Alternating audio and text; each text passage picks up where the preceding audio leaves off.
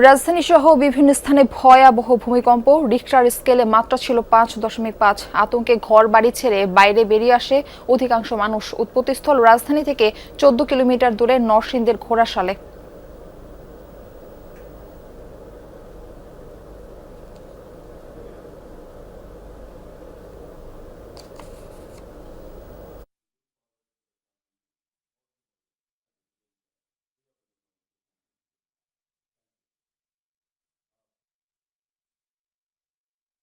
রাজধানী সহ বিভিন্ন স্থানে ভয়াবহ ভূমিকম্প। রিখটার স্কেলে যার মাত্রা ছিল 5.5। আতঙ্কে ঘরবাড়ি ছেড়ে বাইরে বেরিয়ে আসে অধিকাংশ মানুষ।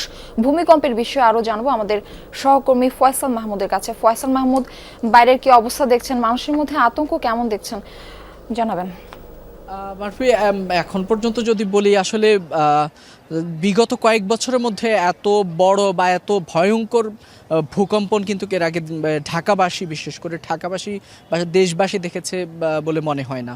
আমরা দেখেছি যখনই ভূকম্পনটা শুরু হয়েছিল তারপর থেকেই প্রায় প্রতিটি অফিস, বাসাবাড়ি, সব জায়গা থেকেই কিন্তু মানুষজন খুব আতঙ্কিত হয়েই তারা ছুটে অনেকটা যেখানে উন্মুক্ত স্থানে কিংবা সড়কে আসার চেষ্টা করেছিলেন। আমি এখন যেখানে দাঁড়িয়ে আছি যমুনা ফিউচার পার্কে, সেখানকে এই ফিউচার পার্কটা আপনি জানেন যে দক্ষিণ এশিয়ার সবচেয়ে বড় বিগেস্ট মল বলা যায়। তো সে জায়গায় এখানে হাজার হাজার শ্রমিক কর্মীরা কাজ করে থাকেন।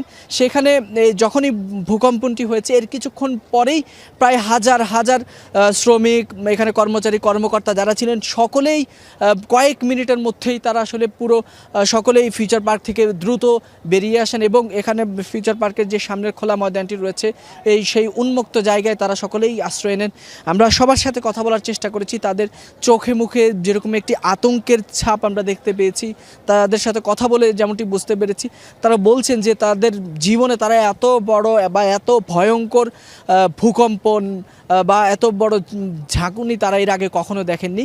তারা জীবনে প্রথমবারের মতো অনেকেই তারা অভিজ্ঞতা পেয়েছেন। তো সে জায়গায় আসলে তাদের মধ্য থেকে যদি বলি বেশ আতঙ্ক বিরাজ করছে এখনও পর্যন্ত। প্রায় বেশ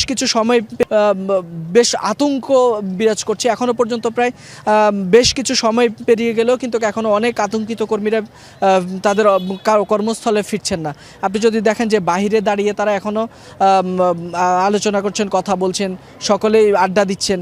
অর্থাৎ তাদের ভিতরে যে হঠাৎ করে আসা যে ভূকম্পনের কয়েক সেকেন্ডের যে আতঙ্ক, সেটি কিন্তু এখনও কাটেনি।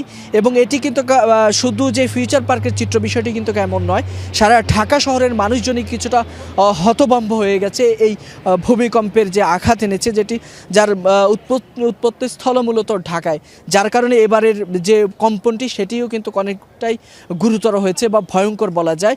সেখানে আমরা দেখেছি বিভিন্ন অফিসের অভিজ্ঞতা অনেকেই শেয়ার করছেন। তাদের অফিসের বা বাসাবাড়ির বিভিন্ন জায়গায় সিলিংয়ের লাইট কিংবা তাদের শোপিস অনেক কিছুই তারা ভেঙে পড়ছে, এরকম চিত্র আমরা ফেসবুকে দেখেছি। এক কথায় যদি বলি, সারা দেশের মানুষের মাঝে বড় ধরনের একটি আতঙ্ক তৈরি করে গেছে এই ভূকম্পনটি। এই ছিল আমার কাছে। জি, আপনাকে ধন্যবাদ জানাচ্ছি।